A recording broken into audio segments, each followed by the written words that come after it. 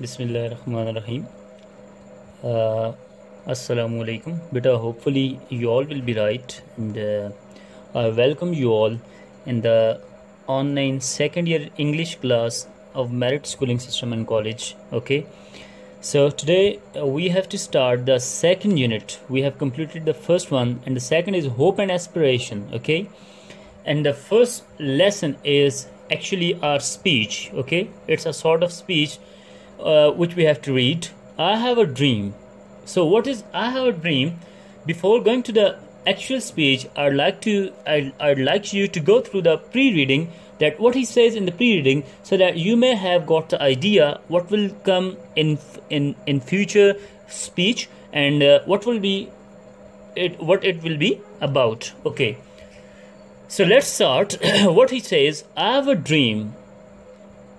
We can say that someone is after reading this title of the speech, what comes to your mind? I have a dream.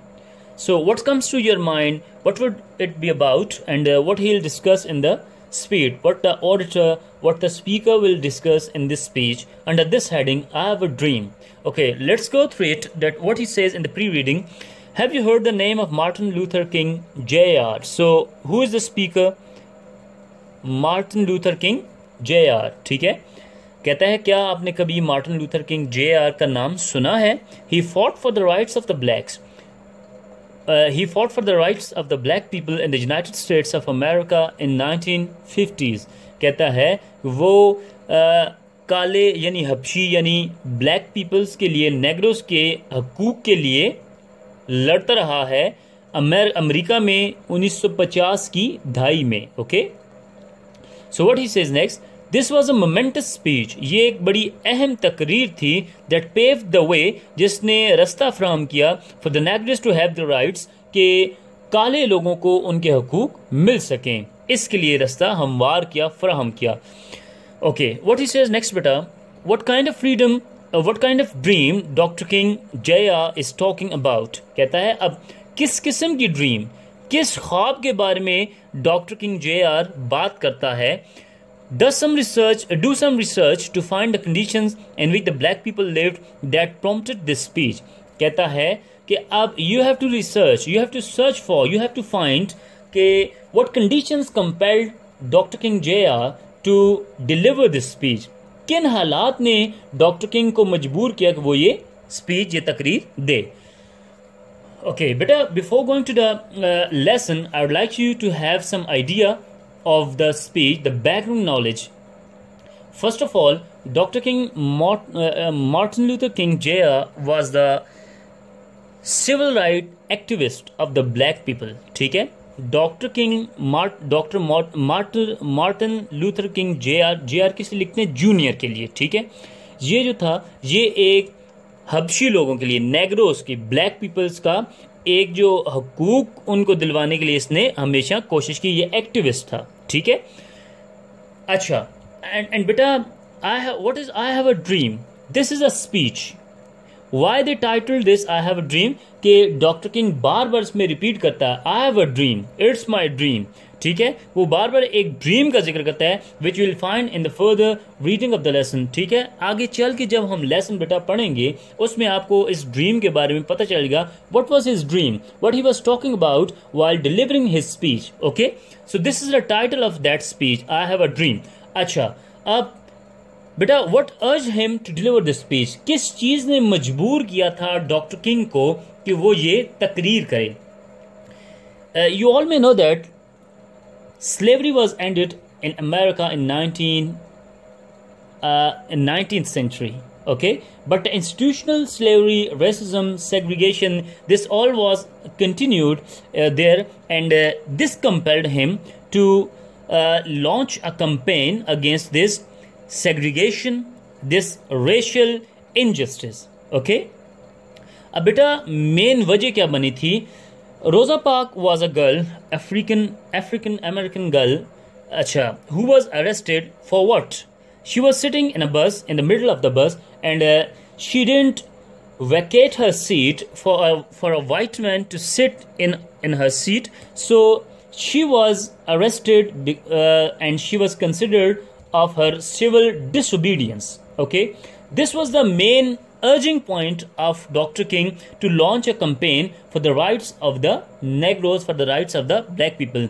रोजा park एक और लड़की थी बेटा, African American, जो कि एक बस में बैठी हुई थी, और जब एक वाइट मैन, एक गोरा आया, तो उसने अपनी सीट देने से इनकार किया, तो उसे गिरफ्तार कर लिया गया इस वजह से कि उसने सिविल डिसोबीडियंस की है, नाफरमानी की है। ठीक है, तो इस वजह से इसकी तहरीक ने जोर पकड़ा। और बेटा जो ब्लैक लोगों के, जो नेग्रोस के हालात थे बहुत बुरे थे, यानी नेग्रोस को अमेरिका में राइट्स नहीं मिले, जो कि अभी तक वो उन्हें नहीं मिले। Right to vote, right to freedom, right to liberty, ये सारे जो उनके राइट्स हैं, दीज वर यूशर्प्ड। ओके, ये हज़फ कर लिए गए थे, और ये अभी तक अमेरिका में एक एग्जाइल की ज़िंदगी गुजार रहे हैं। ठीक है, so these were the main reasons.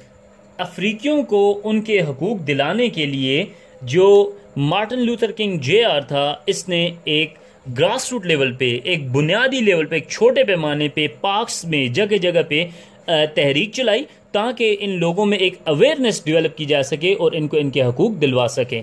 Okay, अच्छा बेटा, where he was delivering this speech, Martin Luther King, ये स्पीच ये इन्होंने 1963 में they were marching to the Washington DC to the memory of Abraham Lincoln, who was also their one of the leader who fought for the rights of the blacks.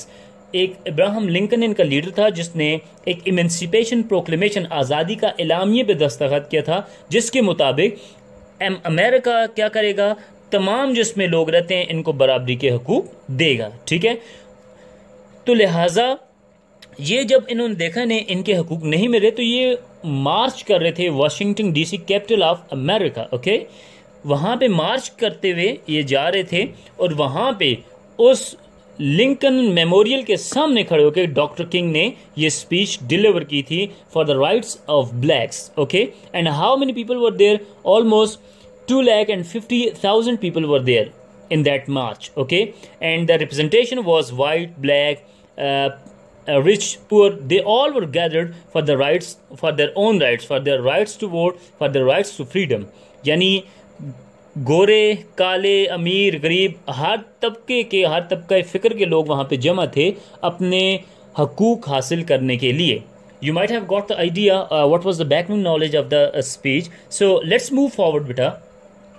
So here the speech begins. I have written all these meanings with pencil. Okay, these were the previously marked words, but I didn't mark these. I have just written Urdu meanings for your convenience. Okay, these all are written by me. Okay, not these one are marked by me. I have just written these meanings for your convenience.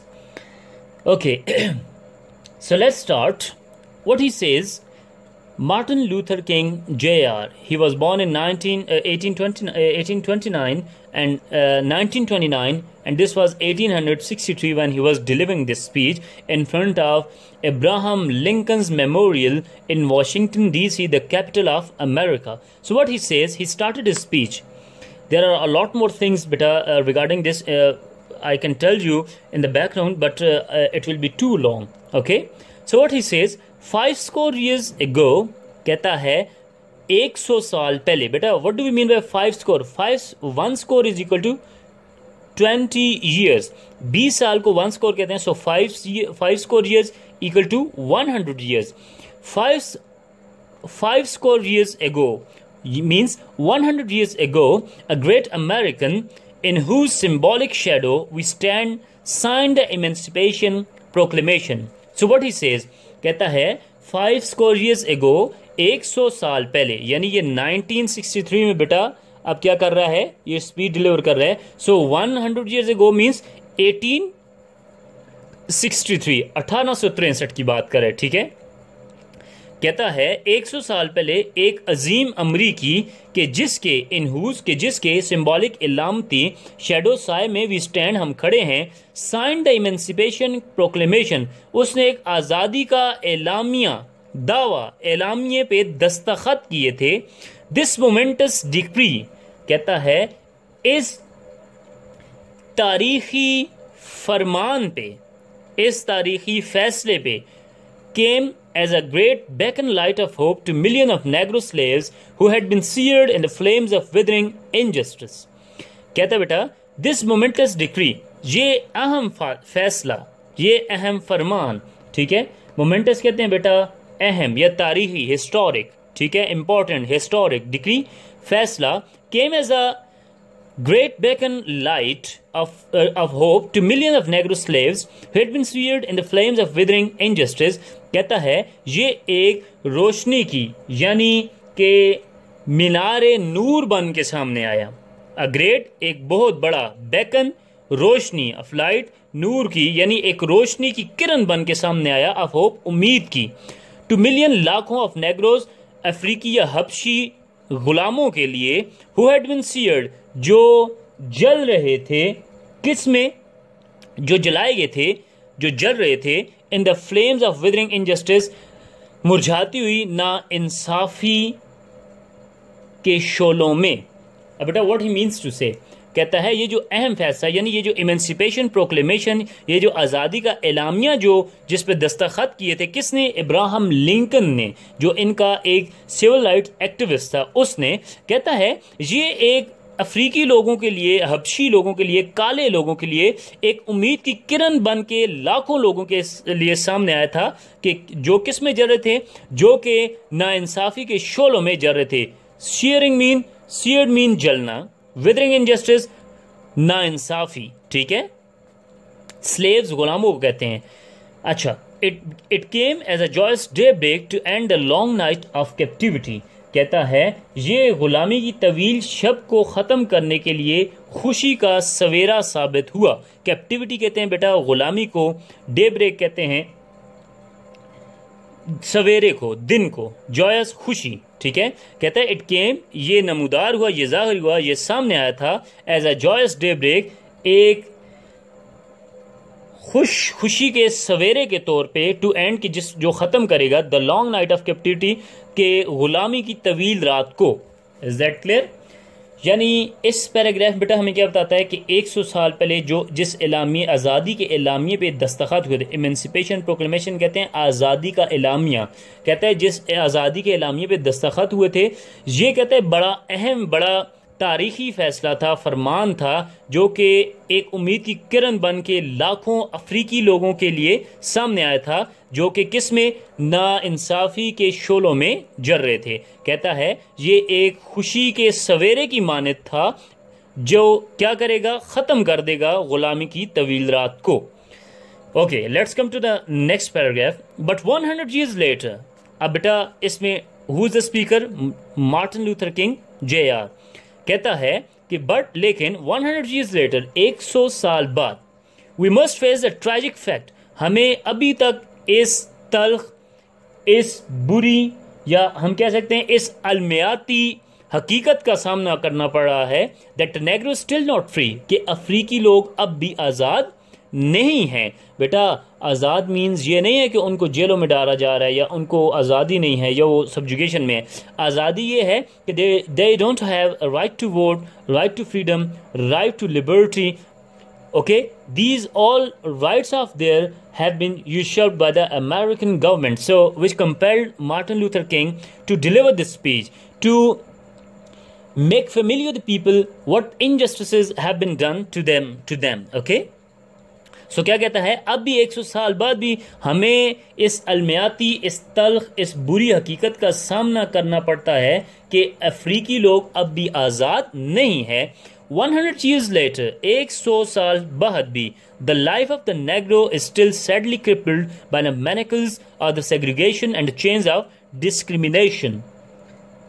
100 years later, 100 साल बाद भी, the life of the Negro, African लोगों की जिंदगी, काले हबशी लोगों की जिंदगी, is still, वो अभी भी crippled, जकड़ी हुई है, ठीक है, सैडली, बुरी तरीके से, crippled, जकड़ी हुई है, या आप उसे कह सकते हैं बेटा कि अपाहज है, ठीक है, क्रिपल्ड अपाज को भी कहते हैं, जकड़े हुए ना बंधी हुई उनको भी कहते हैं, ठीक है, अभी भी जकड़ी हुई है, अपाज है, बाय द मैनिकल्स ऑफ सेग्रीगेशन, तफरीक की जंजीरों में, ऊंच नीच की जंजीरों में, नस्ली तफरीक, सेग्रीगेशन किसको कहते हैं, नस्ली तफरीक, एंड चेंज ऑफ डिस्क्रिमिनेशन या इम्तियाज, नस्ली इम्तियाज, ठीक है, काला गोरा, और सेग्रीगेशन हम कह सकते हैं ऊंच नीच, जात पात या रुतबा मकाम के लिहाज से जो तफरीक होती है उसको सेग्रीगेशन कहते हैं, और डिस्क्रिमिनेशन ज़ात पात के लिहाज से।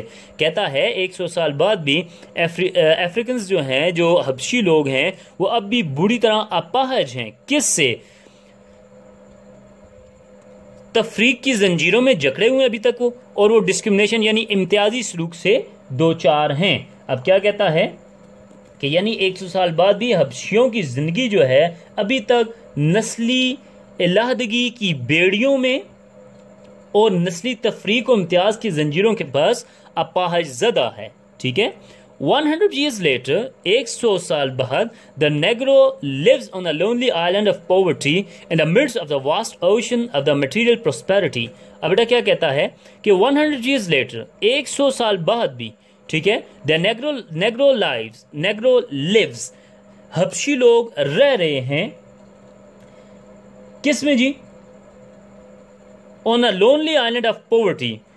कहता है 100 साल बाद भी हबशी लोग एक तन्हा जजीरे पे, लोनली तन्हा आइलैंड जजीरे पे, ऑफ पॉवर्टी, गुर्बत के, इन द मिड्स, बिल्कुल आप कह सकते हैं बेटा कि सो वेयर इज इट, कहता है, sorry I repeat it again, 100 years later, 100 साल बाद भी, the Negro lives on a lonely island of poverty in the midst of the vast ocean of material prosperity. कहता है अफ्रीकी लोग 100 साल बाद भी अब भी एक तन्हा जजीरे, गुर्बत के जजीरे में रह रहे हैं, किसके बावजूद? एक मादी खुशहाली के एक वसी समुंदर के होते हुए भी। बेटा वास्ट ओशन कहते हैं वसी समुंदर, ऑफ मटीरियल प्रॉस्पेरिटी, मटीरियल कहते हैं मादी खुशहाली के एक समुंदर में वो किस तरह की जिंदगी गुजार रहे हैं बेटा? पॉवर्टी की। यानी कहने का मकसद ये नहीं कि वो गरीब हैं, कहने का मकसद ये एक ऐसे मुल्क में रहते हुए कि जो दूसरों को हकूक की तलकीन करता है, उसके अंदर लोग ऐसी ज़िंदगी गुजारें कि जिनको अपने आप को हकूक हासिल नहीं है। इस वजह से वो कहता है they are still living on a lonely island of poverty in the midst of the vast ocean of material prosperity. मादी लिहाज से अमेरिका एक सुपर पावर है, कहते हैं वहाँ पे भी अब अमेरिकन उसके अपने बासी जो हैं, उसके अपने नेशनल्स जो हैं, वो एक गुर्बत की ज़िंदगी गुजार रहे हैं। 100 years later, 100 साल बाद भी, the Negro is still languished in the corners of American society and find himself an exile in his own land. अब बेटा क्या कहता है? 100 साल बाद भी जो हबशी हैं अमरीकी मुआशरे के कोनों में, in the corners of American society, अमरीकी मुआशरे के कोनों में, और अभी तक निकाहत ज़दा हैं, यानी इनको इनके हकूक हासिल नहीं है, लैंग्वेज गर्ल्स रह रहे हैं, ठीक है, तबाही और बर्बादी की जिंदगी गुजार रहे हैं। एंड फाइंड हिमसेल्फ, और अपने आप को वो कैसे समझते हैं? एन एग्जाइल, मुल्क बदर, जिला वतन, इन हिज ओन लैंड, अपने ही मुल्क में। यानी कहता है 100 साल बाद जो हबशी हैं वो अब तक अमरीकी मुआशरे के कोनों में बिल्कुल तबाह हाल जिंदगी गुजार रहे हैं, और अपने ही मुल्क में अपने आप को कैसा समझते हैं? जिला वतन समझते हैं। So we have come here today to dramatize an appealing condition. अब यहाँ पे बेटा डॉक्टर किंग क्या कहता है कि लिहाजा वी हैव कम, आज हम हम यहाँ पे आए हैं to dramatize an appealing condition. Appealing कहते हैं बुरी हालत, ठीक है, या अलमनाक हालत, ठीक है, खराब हालत, कंडीशन हालत। कहता है लिहाजा आज हम इस दहशतनाक हालत को स्टेज पर लाने के लिए यहाँ पे आए हैं, यानी लोगों को बताने के लिए, पूरी दुनिया को बताने के लिए आज हम यहाँ पे आए हैं, और ये प्रोटेस्ट हम कर रहे हैं। बेटा what was this protest? They were protesting for their rights, okay, for the rights to vote, for the rights to life and liberty. Okay, यहाँ तक समझ आ गया? ये इस पैराग्राफ में हमें डॉक्टर किंग क्या कहता है, हमें ये बताते हैं कि 100 साल बाद भी, यानी actually emancipation proclamation was signed in 1963 and 1863 and now it was 1963। 1863 में एक मुआहिदा तय हुआ था जिसके तहत ये बात मानी गई थी अमेरिका की जानिब से कि हर एक को अमरीकी बासी को उसके हकूक मिलेंगे। लेकिन 1963 में भी काले जो नेग्रोस थे, जो ब्लैक्स थे, उनकी हालत उसी तरह अबतर थी। दे वर लैंग्विशिंग, वो गल सड़ रहे थे, वो बुरी जिंदगी गुजार रहे थे, बुरी हालत थी उनकी। ओके सो क्या कहता है कि यानी अब भी जो काले लोग थे वो मादी खुशहाली के समुंदर में एक कैसी जगह पे रह रहे थे, एक तनो तनहा गुर्बत के जजीरे पे ज़िंदगी बसर कर रहे थे और वो सेग्रीगेशन, नस्ली तफरीक और नस्ली इम्तियाज की जंजीरों में जकड़े हुए थे। Okay let's come forward. What he says, in a sense we have come to our nation's capital to cash a check. कहता है कि एक तनाजुर से, एक लिहाज से हम एक चेक तोड़वाने आए हैं। टू कैश अ चेक, एक चेक तोड़वाने आए हैं। ठीक है बेटा, ये मेटाफोरिकली कह रहा है। when the architects of our republic wrote the magnificent words of the constitution and the declaration of independence, कहता है बेटा कि एक लिहाज से हम एक चेक तोड़वाने आए हैं कि जब हमारी जमहूरी मेमारों ने, ठीक है, क्या कहता है, व्हेन द आर्किटेक्ट्स, मेमारों ने, ऑफ आवर रिपब्लिक, हमारी जमहूरियत के, हमारी रियासत के, हमारी रियाया के, रोड, लिखा था, क्या लिखा था, मैग्निफिसेंट वर्ड्स, बड़े शानदार आलीशान अल्फाज लिखे थे, ऑफ द कॉन्स्टिट्यूशन, आइन के, and the declaration of independence, और आज़ादी के ऐलान के अल्फाज लिखे थे। They were signing a promissory note to which every American was to fall higher.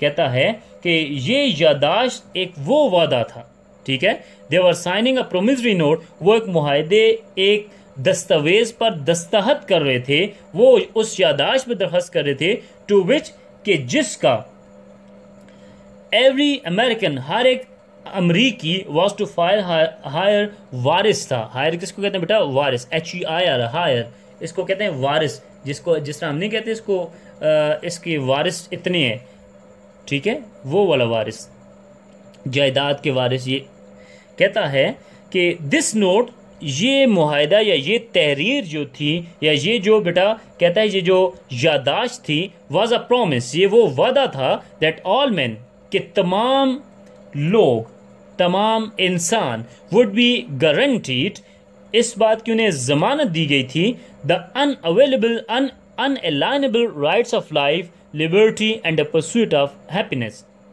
Life, जिंदगी, लिबर्टी, आज़ादी, एंड परस्यूट ऑफ हैप्पीनेस, खुशी का हुसूल। Is that clear? सो क्या कहता है कि दिस नोट, ये यादाश्त एक वादा था, अ प्रॉमिस, एक वादा था।